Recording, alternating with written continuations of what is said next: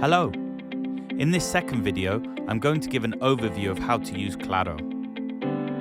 In future videos, I will look more at particular elements, but to start with, we will set things up for a team that needs to track some work.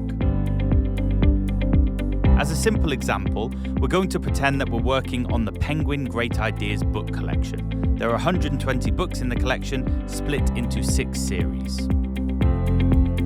We're going to imagine that a team has to review the books, sharing responsibilities as they work.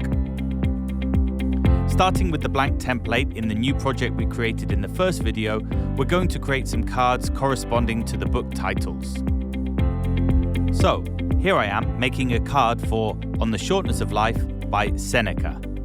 Something important to understand is that each card that you create has to be of a certain category or kind. Often a card will represent a task, but in this case we're going to create a card category named Great Idea.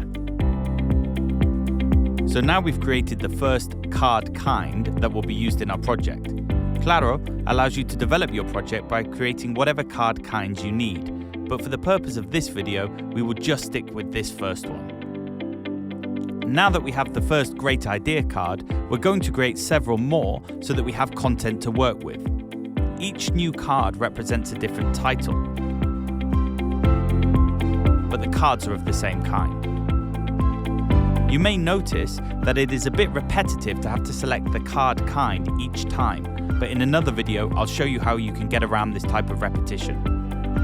Now that we have a few cards, we want to be able to track the team's progress as they review and work on these titles.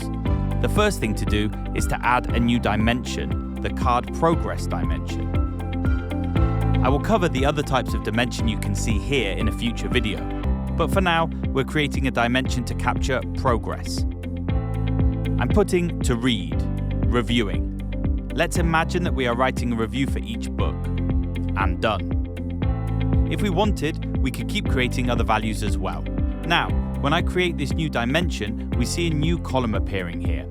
We can now go into each card to create the process value, but that might create a lot of work, especially if you consider that we might already have created our 120 cards. So, in a moment, I'll show you how you can go a bit quicker with this. But before that, let's also create a dimension for the people writing the reviews, reviewer. Here, I'm looking for the tracker member dimension. The values in this dimension are linked to the team members working on the project. I'm adding as values the other team members working with me, in this case, Julie and Victor. It's the same principle as before, a new column appears and we have the option of going into each card to input the associated value. This view of Klaro is starting to look a bit like an Excel file with columns, and it's at this stage that the software becomes interesting and useful, because we can start using it to structure teamwork and also to create information quicker than having to open each card individually.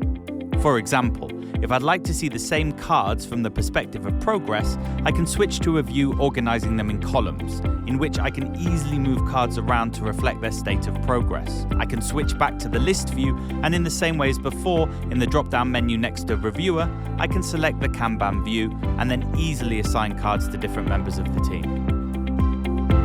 The principle of being able to view the same information from different angles brings us to the notion of boards. For example, from this list view, I can go back to the progress drop-down menu and choose to view everything in columns. Then, go into board settings and make the progress dimension a required dimension, which closes the non-column. Then, I can continue by configuring things so that on each card, the reviewer is displayed. I can choose to save this particular view as the team Kanban board, meaning the board that the team can use to track progress as they review books. If I go back to all cards, then we are back in the list view like before, and we have saved a second particular perspective, Kanban. Another example of a different view I could set up would be to select the column View for Reviewer, then to display progress on each card, then to filter so as to show only those cards that are not done. And then we arrive at a view showing only work that is still to do or underway by a team member.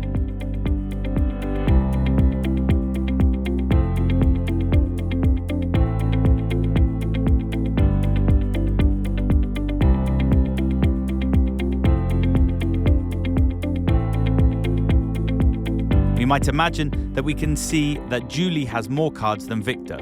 And again, we can save this view as a new board, Team Load. Using this new board, we can make decisions about who is responsible for what card. On the previous board, we can record the state of progress for each card. You have just had a short overview of how Klaro can be used to track processes and to create information. In future videos, I will go into more detail about some of the elements we have come across so far.